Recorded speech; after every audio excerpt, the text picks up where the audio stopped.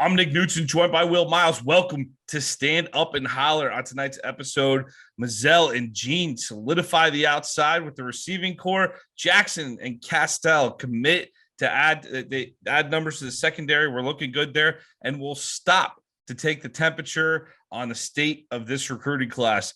We'll end up with $1. Eli Drinkwitz strikes again. Guy just runs his mouth over and over. The Mizzou coach. Just know your place, dude. So we'll conclude with that for $1. We'll have some fun with that for $1. Before we dive in, we wanted to wait. This is a little late this week, but only because we knew Friday Night Lights was coming. We knew there was a big weekend ahead, and tough stretch out of Orlando midweek last week, huh? Yeah, well, and we've been talking about August 1st being the deadline, right, for recruiting, and some wins and some losses, and I think that's sort of been the story of the recruiting season. All this bump class, there have been some losses that have been disappointing, but some wins that have been heartening, and there are numbers that can sort of tell you the story either way, and I'm sure we'll go over a bunch of those tonight. Yeah, we traded some texts on Wednesday. We're like, let's go in with some good news on this episode here too. And man, it has been a solid few days. I mentioned missed out on those big three out of Orlando with Malik Bryant, Peyton Kirkland, and Derek LeBlanc ultimately deciding to go to Oklahoma. But Orlando Boone, wide receiver for 2 bits here. Aiden Mizell commits, 4-star receiver, according to Andrew Ivins of 24/7 Sports. He's one of the fastest receivers in this class overall, given long speed, owns a surprisingly large catch radius, and has shown that he can win 50-50 balls in some situations, but ability to simply catch the football without breaking stride more times than not makes him a very promising prospect. He's utilized primarily as a perimeter receiver on Friday nights and should continue to line up as so at the University of Florida. Runs track, owns a personal best of 10.65 in the 100 meter. He had a breakout junior year at Boone, 47 catches for over 1,000 yards, 1,003 yards, and 18 touchdowns. Will, watch his highlights. I got Ted Ginn vibes here. This guy catches the ball, and he's a long strider. He just kind of almost runs that upright style. Reminded me of watching Ted Ginn back in the day at Ohio State. Well, that's high praise from an Ohio State homer like you to compare anybody to Ginn. And certainly Florida fans realize what Ginn can do because he's the only thing Ohio State did in that 2006 national championship game. But look, Mizell is the highest ranked guy in the class, 72nd overall, 13th ranked in his position, 96.58, a significant get for Florida, especially considering that wide receiver, as we've really talked about all offseason, is an area of need. You think about Mizell, 6'2", 180, combine him with Eugene Wilson. Those are now the two top guys in the class, and Wilson is going to be more of a slot receiver. So you've covered two different positions here in the recent recruiting, which I think makes a difference, right? Having somebody who can stretch the defense and having somebody who's going to be able to get open and create space underneath allows you then, if you can bring in a tight end who can do some of the things that Napier wants to bring. We talk about flood concepts, right? Well, what is a flood concept? It's short, intermediate, and long, and you need guys who can create separation at each of those distances. And Mizell, Wilson, and some of the guys like Livingston that he brought in the last class at tight end, maybe Arliss Boardingham, you figure 2-3 years from now, these are the guys we're going to be depending on to run those sorts of flood concepts to make sure that the quarterback has plenty of choices when he drops back. Mizell, like I said, the highlight tape, if you haven't seen it, get on YouTube and check that out because it is a fun one to watch. I think he's going to be a great player for the Orange and Blue here. Andy Jean, another 4-star wide receiver, Miami Northwestern. Will, did we actually beat the Hurricanes for a commit here? This is fantastic. Caught 40 passes for 733 yards and 8 touchdowns in 14 games last season. His best game actually came against national powerhouse IMG Academy, catching 6 balls for 122 yards, 2 touchdowns in a loss on the road. That's from Andrew Ivins of 24/7 Sports, by the way. He picked Florida over Alabama, Texas, Arkansas, and Miami.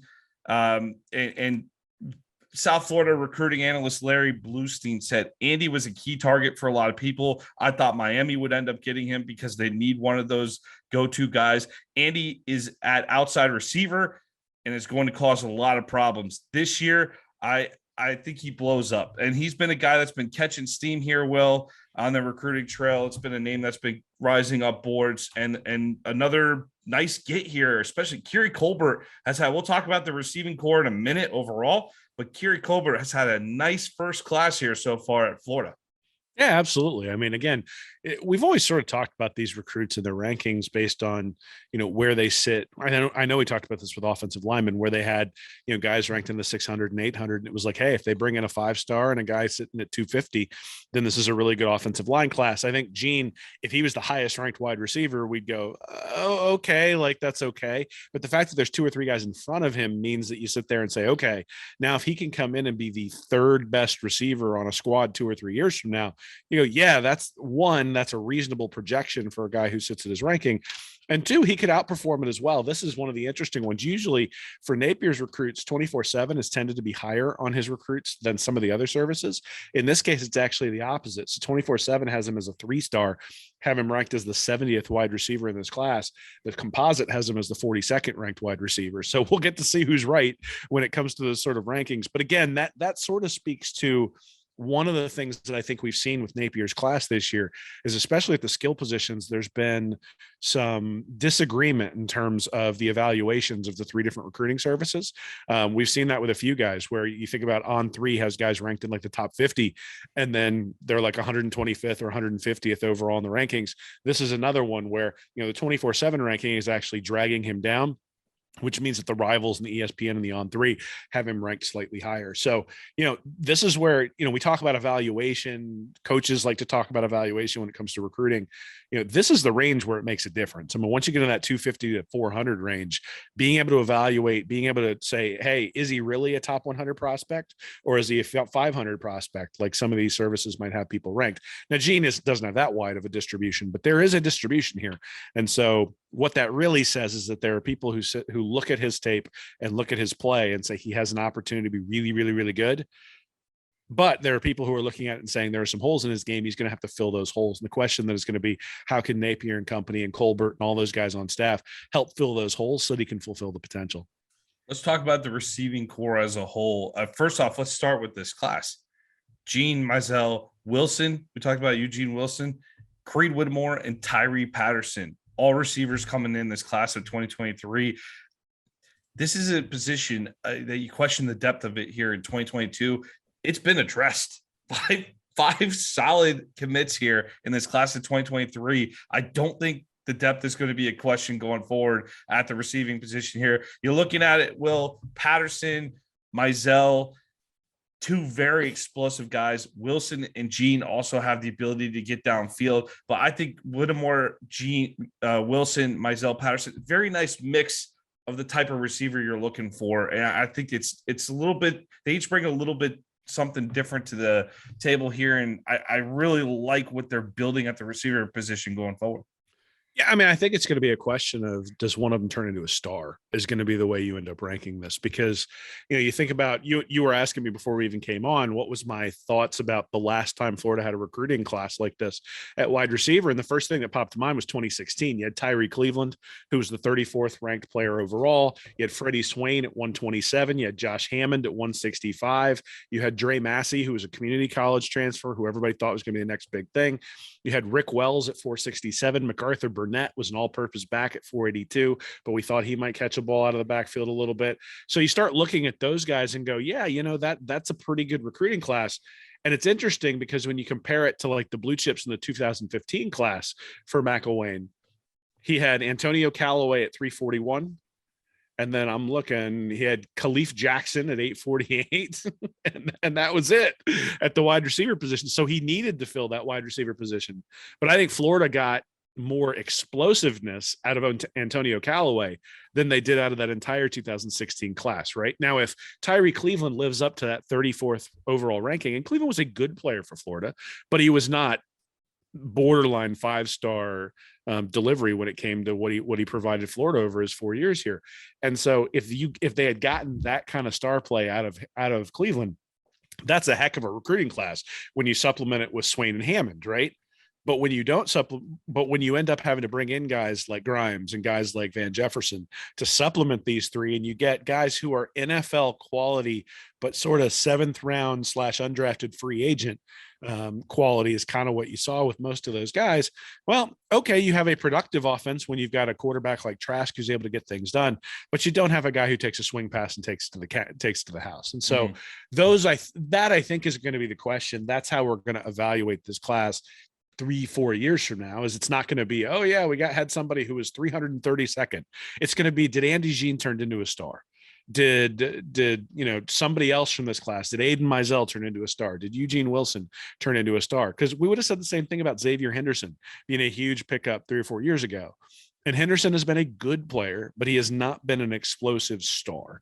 And that's what Florida's missing on the outside. They are missing a star who, when the quarterback gets hurt or when the quarterback is having an off day, you throw a little bubble screen and it goes 92 yards. And, we haven't had anybody who's been able to do that short of Kyle Pitts, who kind of was able to do that, and Kadarius Toney, who was able to do that. We haven't had a guy like that around games in a really long time. And so you think one of those guys is in this mix? Because I like Mizell a lot from what I've seen on tape. I think he has the potential to develop into that guy. I would have said the same thing about Cleveland. So I hesitate to, and it's one of the reasons why the breakdowns of the recruits are so amusing to me, because we all know that these guys are lottery tickets, 25% shot that these guys end up in the NFL. But when you have 5 of them, that means you're going to get 1 in 5 who's going to perform well enough to be in the NFL. Maybe 2 in 5. The question is, are those 1 or 2 guys going to be a star?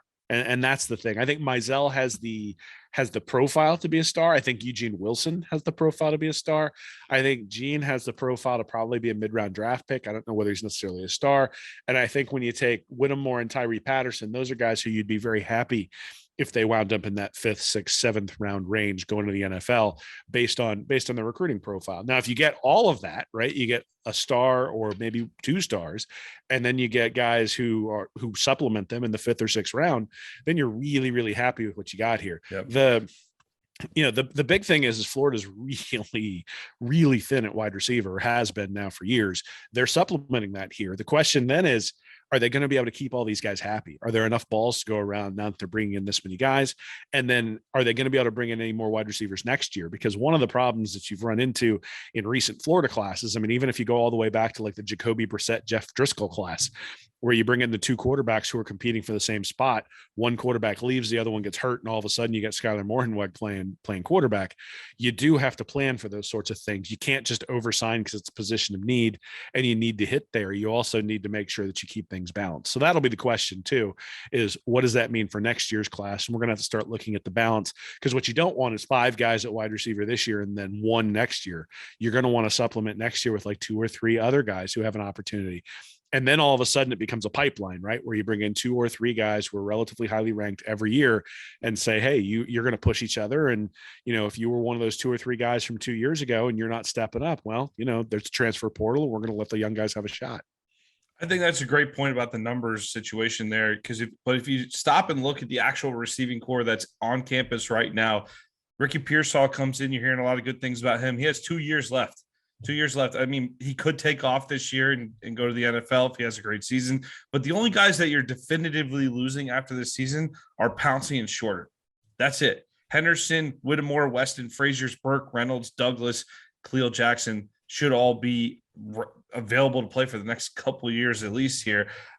Adding these 5 to that group takes a wide receiver position from a position, like you said, where's the superstar? Where's the big name? That needs to emerge this year. That needs to emerge in this class here, obviously. But a lot of candidates to really step in, and I think this could be a pretty deep group looking ahead, just maybe even 1 to 2 years in the future here, Will. Well, and necessary, because Caleb Douglas is the only true wide receiver from last year's class. I mean, Ty Bowman, I forgot we picked him up in the portal as well. He's part of that class as well. Sure, and then you got Boardingham, who's considered an athlete, but again, you're picking up guys from community college in the portal. You're bringing in guys who are hybrid tight end wide receivers. Tony Livingston is an offensive tackle that you're going to try to turn into a tight end. For a transition class, that's fine, right? And Douglas was somebody who was really a must-have there by the end. but the highest ranked wide receiver in the entire bunch from last year's class is ranked 464.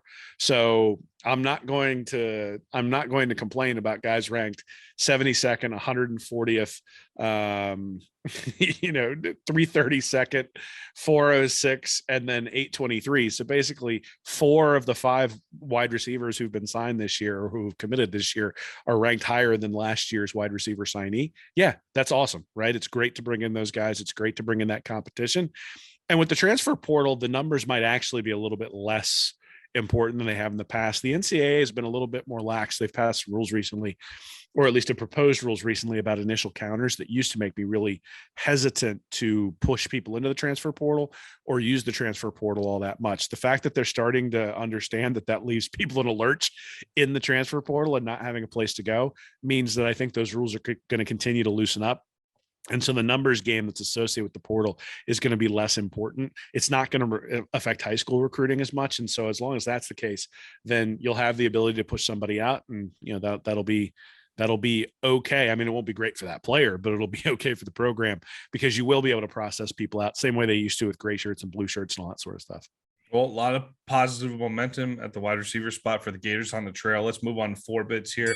Talk about the defensive back situation. Couple key commitments this past week. Jakeem Jackson, 4-star, 6'1", 180 pounds out of Osceola High School. Andrew Ivins says he has that rare combination of long limbs and verified speed, make him one of the more promising defensive back prospects in the state of Florida for the 2023 cycle, but he'll need time to develop. He's a 4.5 in the 40. Didn't get a ton of snaps on defense as a junior after starting the season off, working primarily with the wide receivers, but ended up totaling 3 interceptions in 4 games. He's quick to read and diagnose a play, ultra competitive in the air, and understands how to put himself in position to make a play at the catch point. Yeah, well, this is another guy, just looks completely smooth running the ball. It really stands out on tape when you watch his highlights. It catches your eye immediately. Definitely the type of athlete you like to see in the backfield, and big guy too at 6'1", 180 at the defensive back position there, Will. Yeah, I mean, look, I think Florida has missed on a few guys recently. I think we're all still sort of expecting Cormani McLean to come in and be sort of the cherry on the top of the defensive back class here. But last year they had Kamari Wilson and they had Devin Moore that they brought in the defensive backfield. This year now you've got Jakeem Jackson and you got Jordan Castell there at safety. You combine those 2 guys with a guy like McLean, with a guy like Jason Marshall, and all of a sudden you can start thinking about having a lockdown secondary in Gainesville again. And again, it's been a long time since we've been able to actually have some confidence in the defense and the defensive backfields. 6'1", 180, big guy, going to be able to cover some of those big receivers in the SEC. So that's important. And obviously if Corey Raymond thinks somebody's good, I think you sort of take his name for it. Right. I mean, again, you look at all these guys, anybody in the wide receiver and corner position that we've seen really on the radar for Florida is not somebody who's just been in football. It's almost always track athlete is something they've been looking at. And again, you look at the offer and the interest level, Auburn, Penn State, Tennessee, and Alabama, right? So it's not as though Jakeem Jackson was somebody that Florida settled for. This was somebody that other programs wanted. He chose the Gators, and that's great. Yeah, his receiver highlights, pretty solid too. Jordan Castell, another commit here. You mentioned him before. Looking more like a safety prospect here. 4-star prospect here from West Orange, 6'2", 195. Hey, look, again, another – we've talked about this, the importance of safeties within Patrick Toney's scheme here. From Andrew Ivins at 24/7 Sports, ability to body up and hang with large wide receivers or the hybrid slot tight ends is without a doubt a strength as he understands how to put himself in position to make a play on the ball. As a junior, 36 tackles, 2 interceptions, also credited with 4 pass breakups for West Orange. Well, he also played outside corner for Winter Garden West Orange. So, he's capable of covering guys on the outside, which if you could move a guy inside to safety and have him essentially be that cover safety. I mean, we all remember Reggie Nelson, right? I mean, that's sort of the goat there at Florida when you talk about safeties, or at least one of the goats there when you talk about safeties at Florida. He's certainly the one I remember, right? You got Gary Daniels yelling the eraser and all that sort of stuff with him back there in the Urban Meyer years. And that's what I think of when I think of a guy who has cover skills. like corner cover skills, but the ability to move inside and really deliver a blow. We'll see. Time's going to tell whether Castell has the ability to do that. But when you think about a guy who's rated as a safety, but comes in as a corner, or has played corner in the past, that's one of those things where, I think there are open questions about how will he translate and all those sorts of things. And again, this is one of those where he's the 13th best safety overall in the composite. He's 39th in 24/7 sports. So if you look at some of the other rating services, they're going to have him a lot higher. That's really sort of the story of this recruiting class, is those areas where there are high variance. Napier and his staff, their evaluations are going to have to hit. And if their evaluations hit, they're going to have a lot of high level players. If their evaluations don't, then, we're going to still struggle to keep up some of the big boys in recruiting.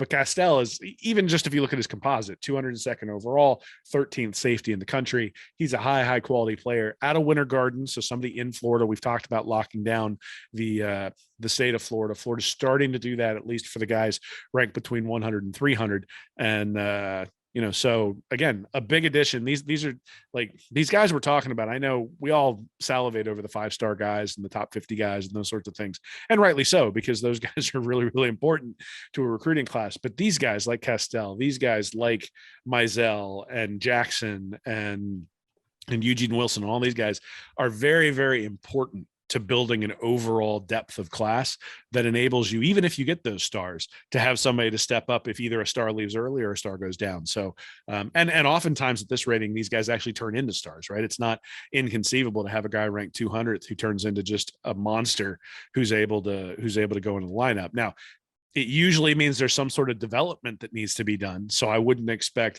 Castell to step right in at starting safety next year. But the good news is Florida doesn't need him to. Right? I mean, Florida's got Torrance and Florida's got all sorts of other, and Marshall there at corner, and all sorts of guys in the secondary where we said that's a strength. So this is one of these where I say, hey, they're trusting their evaluation. They're bringing in a guy who they believe is going to be good, because it's not an area of need. It's not a space where they go, we have to have somebody at safety. And yeah, we missed on some guys who were better, but we'll bring in this guy who's maybe a little bit of a, we're taking a big chance. I think they really believe in Castell, because otherwise you don't bring in a guy like that, because they don't need him. He's just a nice addition to the class. Well, you're kind of alluding to it a little bit, but let's do the 6 bits with the recruiting checkpoint here. Talk about the state of the recruiting class. It's August 1st. We want to really get out there and start figuring out where we're really lying so far. Well, so in the past month, since our borderline, a little bit of a panic within the Florida fan base here, mid to late June, how many, what would we start with? 5? We had 5 commits around that period of time. Since June 21st, there's been 11 commitments. So the it's really been a big last month and a half here for Billy Napier and his staff. You've seen a lot of positives. Hey, look, there's still some of those gut punches, the Malik Bryant, all going 0 for 3 with the Bryant, Kirkland, and LeBlanc situation. That wasn't awesome, but there's been a lot of good too. There's been the Trayon Landing Webb. Mizell's a big one here this past weekend. I think some of these other guys are bringing in, you just talked about it, a lot of solid foundational pieces. I'm at a point where we spent a lot of the offseason talking about being in that top 5, being in that top 3. I'm doing the math here. I'm looking around the country. That's pretty much out the window at this point. So part of me, I've accepted that at this point. So where can we get? How far can we get up in the rankings here? If we can land like a Kermani McLean, if we can land a couple, maybe surprise in 1 or 2 other races here, do we have the potential to get up in that top 5 range, Will? Is that even on the table still? No, I don't think so. I think best possible scenario, Florida's probably finishing 7th. They've got 9 of 16 guys are in the top 300, but only one of them's in the top 100. You look at a team like Alabama, 50% of their players are in the top 100, and I think like 5 are in the top 20. So you're not catching those guys who are making the separation. The interesting thing about this year, and I got an article coming out tonight actually about this specifically, is if you look at sort of where Florida ranks. So the ranking last year for the 5th ranked team was Texas, and they were 91.97. And right now, Florida's 91.14. So you would sit there and go, oh, great. Florida's, I've written extensively about the fact that the average player rankings don't tend to move very much from August 1st until the end of the year. So if they sit there at 91.1, 91.2, they should be a top 5 class. The problem is that if you look at where they sit, in the average player ranking right now, they're 14th behind Oklahoma, LSU, Texas, Penn State, USC, Oregon, Clemson, Miami, Georgia, Notre Dame, Ohio State, Texas A&M, and Alabama.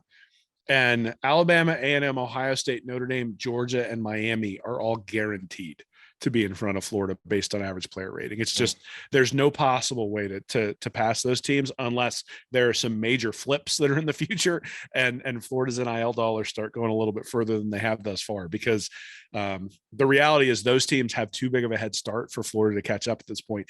Even if Cormani McClain commits, that only raises their average player rating up to like 91.65, which only puts them up one spot in front of Oklahoma. So they're still ranked 13th.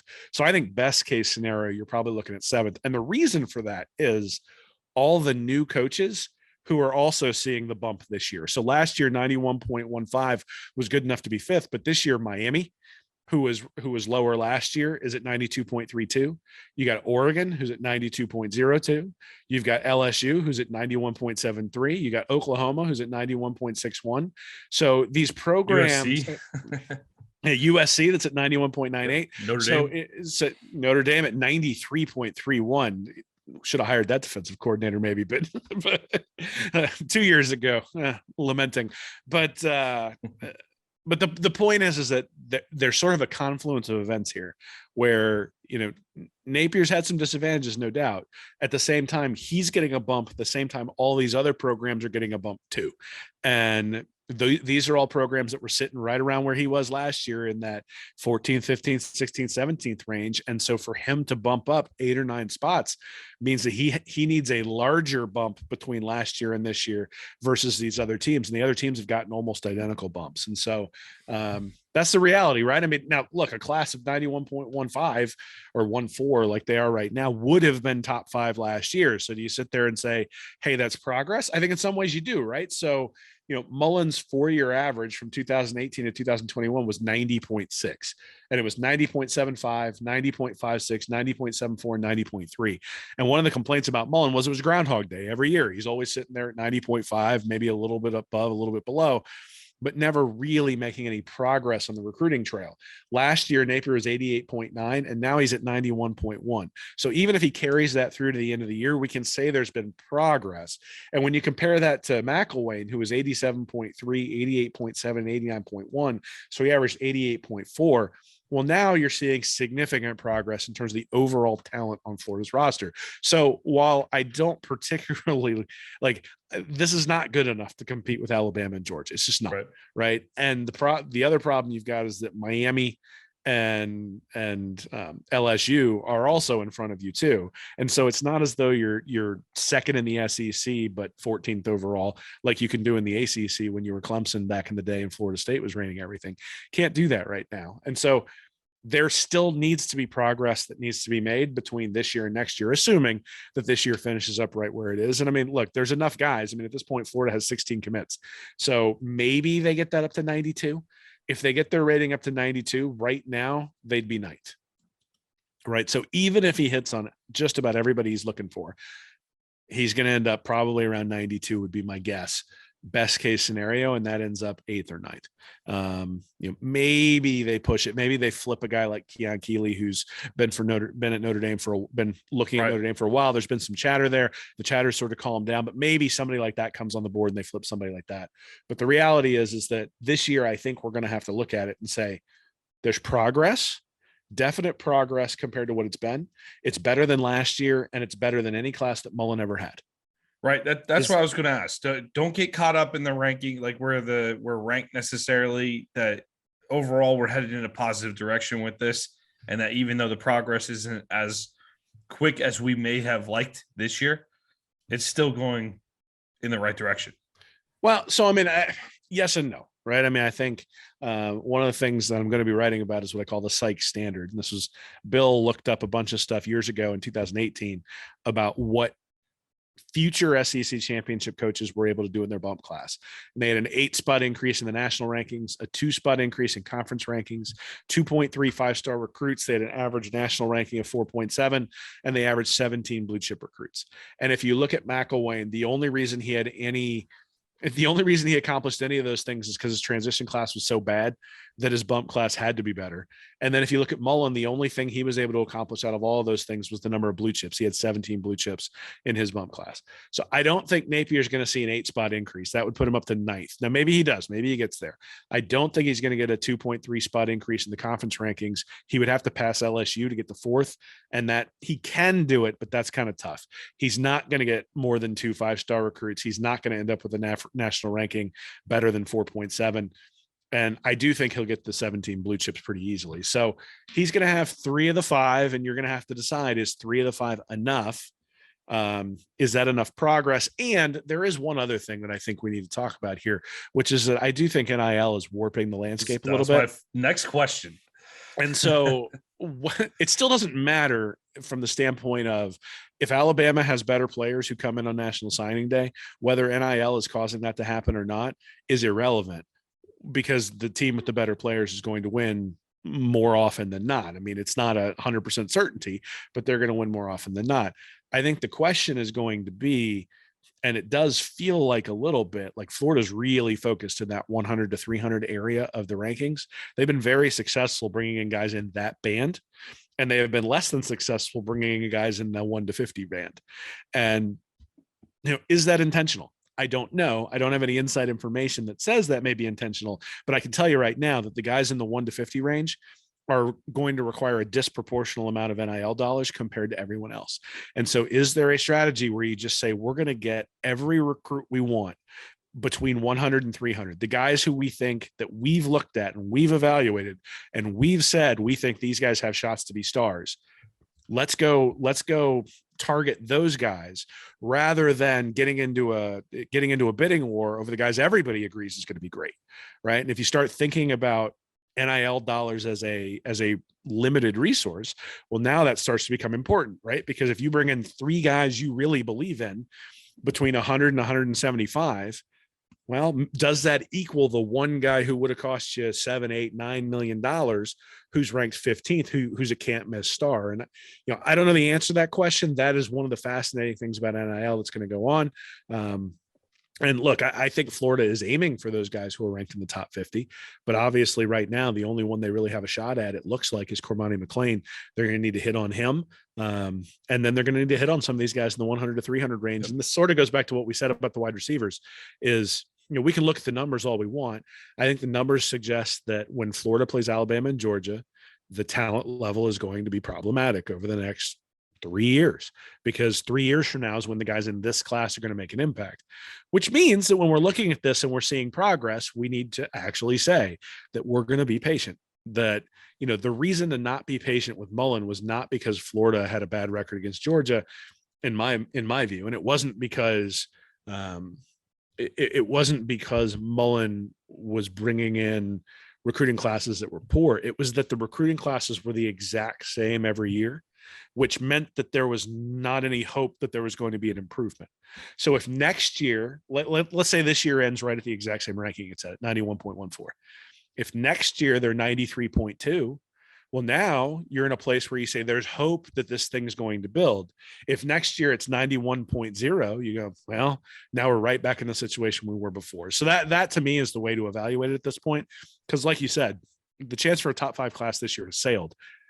Is that because of NIL? Is it because of other things? None of it matters. You're going to need to be in that 93 to 94 range to consistently compete with Alabama and Georgia. And as of right now, Napier hasn't been able to get there. Doesn't mean he can't, but it does mean that that's what we need to be looking at. And so we need to be progressing towards that. As long as he's progressing towards that, we need to be patient. Once he stops progressing towards that, then that's where we got to take a step back and say, hey, this is a problem, because we know this is where we need to be in order to compete. So anyone that listens to us consistently knows that, Will Miles, very much a Bill Sykes disciple on the bump class theory, right? You've been preaching that bump class theory hard here.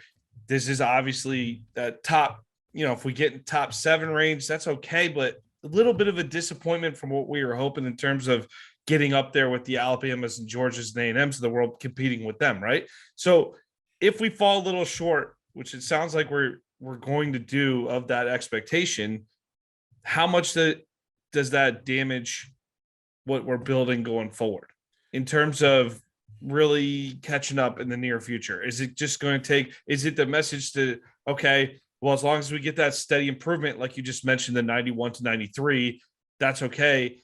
Is there a track record anywhere for doing that? I would think someone like Dabo Swinney at Clemson was a slow build, but you were in the ACC competing against NC State and North Carolina on the recruiting trail. Florida, Billy could put up, we're talking about him putting up a top 10 class in the SEC, but it'll be fifth in the SEC, right? So there's a big difference between what Dabo did at Clemson and doing this in the SEC. Is there that path to build slowly toward the championship roster that's going to compete on an equal level year in and year out with the Georgias and Alabamas? I mean, so it depends. I think people point to Clemson. I think that's a flawed example for a lot of different reasons. Clemson being in the ACC is the biggest one of them, because if you look at winning percentage by virtue, or if you compare winning percentage and you plot it versus conference recruiting ranking, there's an enormous correlation between those. And so, yeah, Clemson was second. Clemson was 14th or 15th when they first started taking over the ACC, but they were behind Florida State and Florida State alone, which meant they were able to win and win big, even if they were losing to Florida State. Florida State loses Jameis Winston. Clemson ends up with a big time quarterback coming in there, and they're able to sort of sustain that into sustained success. To be honest, in the SEC, I think the example is Texas A&M. And so if you're a Florida fan, I think you kind of want to root for Jimbo as much as you sort of got to hold your nose when you do that. But if you think about his recruiting classes, they were not fantastic in 19, which was his bump class. Now that one was a top 5 class, but I want to say it was ranked like 90.75 or something like that. Yeah, I'm looking at it right now. 2019, 90.85. He had 27 commits. So a lower player rating than Billy Napier has right now, right?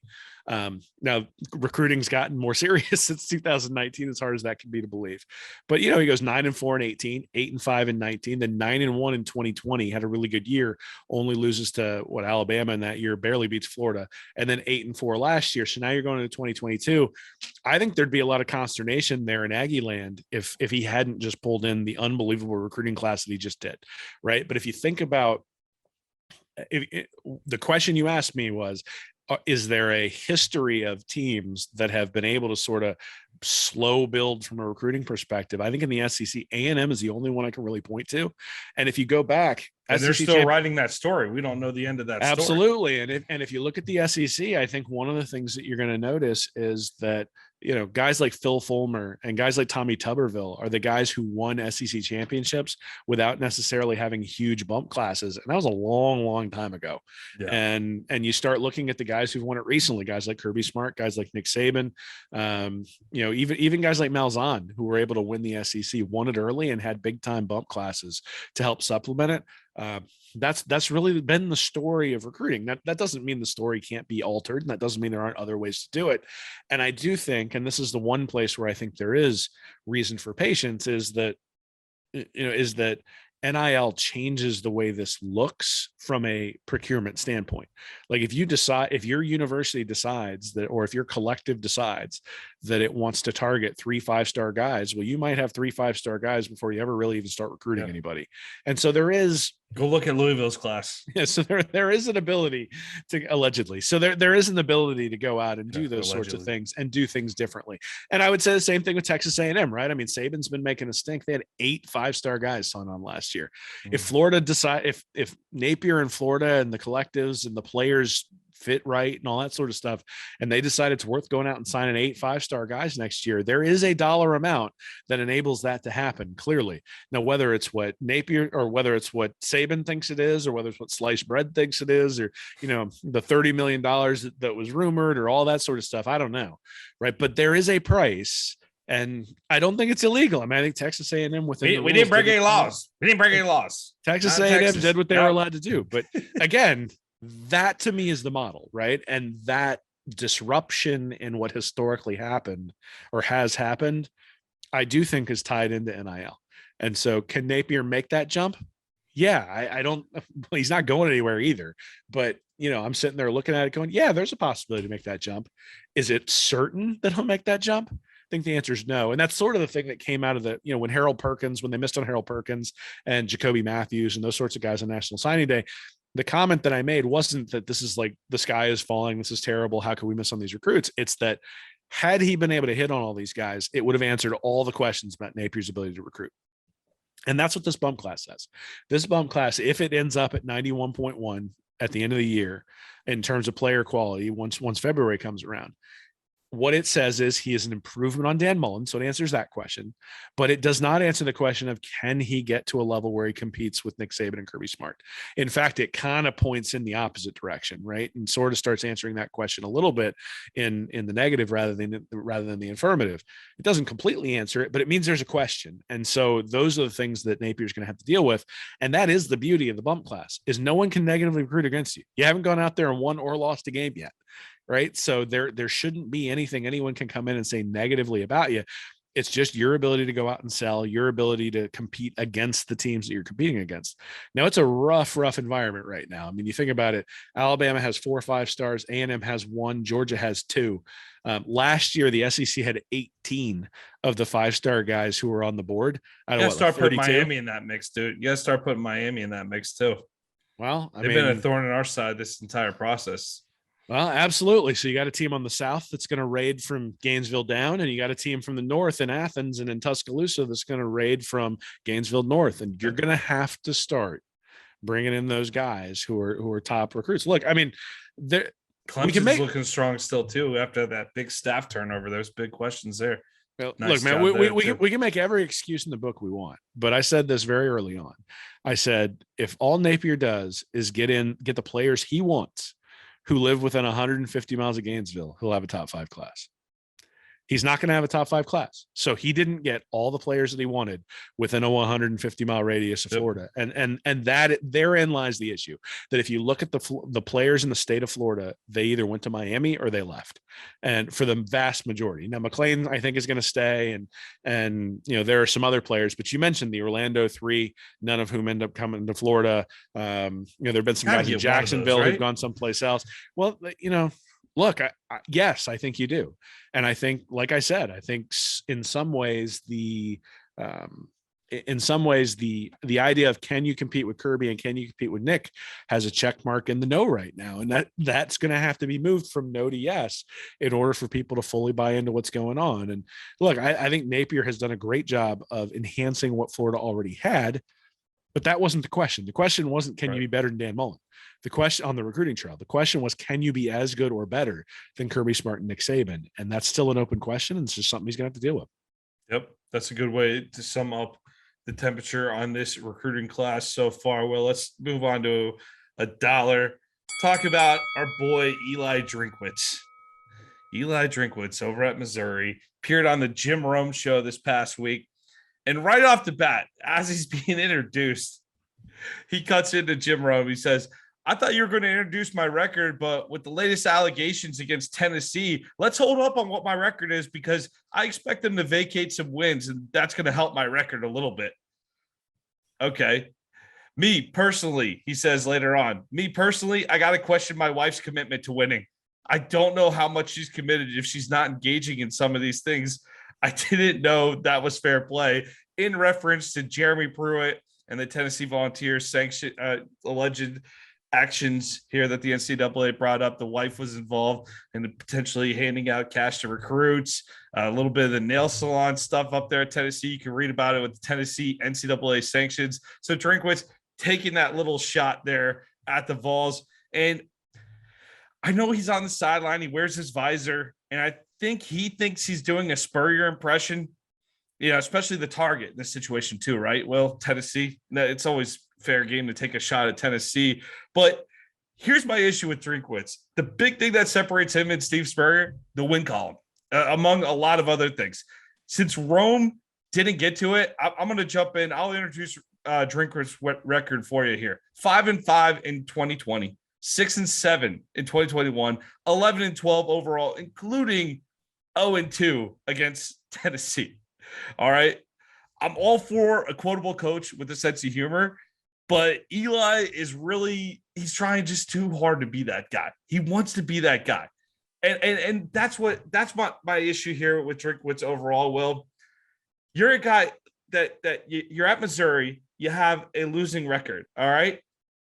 You have a losing record in 2 years in the SEC, and you've lost to Tennessee the last 2 years by just a little less than 5 touchdowns last year and a little more than 30 points in the last 2 meetings on average. So I know he's having some fun, but he's out there. I think this guy is just writing checks he can't cash and making these comments. And it's one thing if you're actually going out there. It was funny with Spurrier. Spurrier would talk trash about Tennessee and then beat him up. Eli Drinkwitz is 1-7 against ranked teams, and you have a losing record in 2 years at Missouri. And I'm not sure where this guy's come from, what he's doing. Little attention grab for Mizzou, but I don't know. You're already on Jim Rome. You're getting the attention you need. I'm not sure what to make of this guy, Will. I'm not a big fan, but I want to hear what you think about it. Well, so there are 2 things there. One is I didn't realize Jim Rome still had a show. So perhaps that's what was necessary to drive ratings over there. Very much in the nature of the show, by the way, to talk a little trash. Sure. This is the guy who got like cold cocked by Jim Everett, right? When he kept calling him Chris. so Rome, not a stranger to these sorts of things. But I think you miss the biggest difference when you talk about Drinkwitz versus Spurrier. That Heisman Trophy that Spurrier got as a player, right? You can talk some crap when you're the former Florida quarterback who puts up 50 on the Bulldogs between the hedges, right? Like Spurrier had vendettas against those teams, but like they were well earned because he was a Gator, right? And so he comes in, he's been hating on these teams for 2 decades when he comes in to be the head coach. So of course he's got vendetta. He's one of us, right? And that to me is the thing that's missing is you got a guy who he went to Arkansas Tech University to get a 1-year head coach at App State before he takes the Mizzou job. It goes to Appalachian State, riding on the coattails of what the guy built before him. Right. Then goes to Missouri. And look, I mean, Missouri has been 500. Missouri is actually doing much better on the recruiting trail with Drinkwitz in charge than they have previously. So he's probably going to end up getting them into being able to beat South Carolina every once in a while. And that's fine. Look, I think at some point, I'm not sure this is the year I'd pick Tennessee to try to tick them off. Will. He lost 35-12 to Jeremy Pruitt in 2019. And then nobody lost to Jeremy Pruitt. They lost to 62-24 or in 2020. I'm sorry. And then last year they lost 62-24. They were down like by 4 touchdowns in the first 15 minutes of the game. This is not a guy that backs it up. You want to talk about it. Hey, last season, its first season at Mizzou, Missouri beats Arkansas. They run the win streak over Arkansas to 5 consecutive games. Of course, Arkansas has been terrible this whole time, right? And they barely beat them. They beat them on a 2-point try that Arkansas did not convert on, I believe, or Mizzou did convert. I forget how it went down, but it was a 50-48 win. They barely snuck by Arkansas in 2020. And they asked him about whether or not that they want to be reconnected with old rivals Oklahoma and Texas once they join the league. Drinkwitz replies, I kind of like that rivalry we got with Arkansas. I don't remember the last time they beat us, so I kind of like that one. The battle line rivalry, it's pretty good for us. I think we'll just keep that one right now. That's a good one. 1 win by 2 points over Arkansas, and he's talking like he's been there for all 5 of those wins. And then he might have difficulty calling that too. The irony of the situation is Arkansas defensive coordinator Barry Odom was the one who won those first 4 games for Missouri. And then he proceeds to follow up that quote at SEC Media Days by losing 34-17 at the end of the regular season to Arkansas this past season. I did not like the move last year too. Again, funny quote last year. He deserved. I talked trash about the Diet Coke sip while he's smiling and walking away about with the Vader outfit last year. Fine, little hood, little lightsaber. Dan Mullen deserved that. That was a deserved crack. You're getting back at Mullen. Fine, get it. It was actually funny that he did it. All right, let it go. But then after he gets fired, he goes on. He's on air and he says, "My father was a farmer, and there's an old saying. You reap what you sow. If you sow kindness, you reap kindness. If you sow jackass, you reap jackass." This is the day or 2 after he's fired. So the man's fired and you're out there stomping on his grave. I think he's trying. he actually is like, his delivery's okay. He kind of has some fun with it. I like these coaches that are quotable. It's just not connecting for me with Lil Eli Drinkwitz in Missouri. Call him Lil Eli, Will. Let's stick with that. We'll get that moniker going for him. And I'm not a fan. I don't get with this guy who he thinks he is, that he's sitting there 11-12 at Missouri and he's going to talk like he's Steve Spurrier. It's crazy. Well, look, so all I know is that Little Eli has set his bed. He has decided to, look, if you reap jackassery, then you sow, or if you sow jackassery, then you reap jackassery. Kind of ironic, right? I think when you go after look, nobody liked Jeremy Pruitt, right? Like, I don't even think Tennessee fans like Jeremy Pruitt, even when they brought him on. To start with, he was like the 37th person that they had in the interview process. They had already tried to hire Schiano, and then all sorts of people got up in arms. I think Clay Travis led the revolt against that one, and they kept Schiano from being the head coach. Like, so you bring in Pruitt. So you bring in Pruitt. He's clearly the second or third or fourth or 47th choice, and nobody really liked it. To take shots at the dude's wife. Like, okay, like that's even Spurrier didn't do that crap. Like, he might have said something about Dooley. He wasn't going to say something about Dooley's wife. He might have said something about Fulmer. He wasn't going to say something about Fulmer's wife. The coloring books crack about Auburn just cracks me up every time. That by far is the one that I think is the funniest. But look, the other thing is that you couldn't ever call Spurrier out on the comments because he won the damn game. And so if Eli Drinkwitz goes 11-1 next year, he could say whatever he wants at the press. It's the funniest coach in America at that point. It's the old Bull Durham thing where the guy's got fungus on his shower shoes. And they're like, you get to the show and you make it the All-Star game or you win 20 games, the press will call you colorful. Till then, it means you're a slob. So right now at 6-7, Eli Drinkwitz is Little Eli because, he's decided to take shots before he's actually gotten there and won 20 games in the show. Hey, if he wins 20 games in the show, then we'll turn around and be like, he's colorful. Maybe Florida should bring him in. That'd be good. Steal him from Missouri and bring him in so he can actually, take shots at real programs as opposed to having to take shots at Arkansas for some weird reason. Yeah. So, it is what it is. Hey, I was joking about how unquotable Billy Napier can be at times in terms of just having off the cuff personality on with his press conferences, but I like what he's doing. He's first year guy. He's got to earn his stripes. He said, I'm going to mow my own grass. So they're talking about Jimbo, Nick Saban. He's just talking about, I'm going to stay focused on what I do. And when you're 11-12, you can't have fungus on your shower shoes, Will. So Little Eli, we got you. I'm circling that. We got to start taking this Mizzou game a little more seriously too. That's one of those games where it's just like, oh, we're playing Missouri this week. This guy, I'm tired. I don't ever want to lose to Missouri. You already circle it, put it on the list. I don't want to lose to this guy again. I don't want the little smug comments. I can't do it. Little Eli's going down on October 8th. Mark it down right now. Well, Nick's ready for the noon game when 6-1 Florida places 2-4 in Little Eli and Missouri. Let's see what he says. He'll probably have some big comment coming into the game with his 2-4 record. Back it up. You can't back it up. If you can't back it up, don't do it. Don't go down that road if you can't back it up. Dude. Hey, 2-4. That's like the historical average for Missouri. So he's meeting expectations at that point. Yeah, but it won't stop him from talking, even if we do beat him, because Tennessee beats him by an average of 30 points a game, and he's like, I guess I'm getting one of those back. All right, cool, man. Whatever floats your boat, dude. All right. So really the lesson here is don't go on Jim Rome. That's the lesson. I'm not going to hate on Jim Rome. Listen to him many years growing up, like Jim Rome. Not going to hate on him. Don't back up on that. I liked Jim Rome 15 years ago. I just didn't realize he was still around.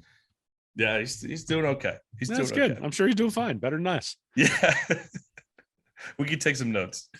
All right, man. Any closing comments before we go out? Just getting ready for the season, man. We're only a month away. So getting those Utah tickets and getting down there and going to be a fun time tailgate, and hopefully I remember what happened. That's my real mission. I've got a 7-year-old with me, so I have to be reasonable. I think you have to. Yeah, I don't know. I got some grandparents and aunts and uncles around too. So gotcha. We'll see how it turns out. Yeah, that's great. Yeah, literally Jags kick off Thursday, so we got some real football this week. It's the Jags, and so I was going to say it's preseason, so it's not real football, but it's Jags, so it's not real football. It's football. I'm so starved for football at this point, though. I'll appreciate it. I'll love watching those four stringers play in the second quarter. It'll be great. As much as I love the guy, at least Tebow's not trying out for tight end this camp. He's focused on that SEC network there. Keep it up, Tim. Keep it up. All right. Another week, another show here. August, guys, we're 1 month away from football season and 2 months away from beating on Little Eli in the swamp. Have a great week and go Gators. Go Gators. Thank you for watching this episode of Stand Up and Holler. Be sure to subscribe to the Read and Reaction YouTube channel. Join our Patreon community at Read and Reaction for bonus content each week. And check out our website at readandreaction.com. I'm Nick Knudsen, joined by Will Miles, and as always, go Gators.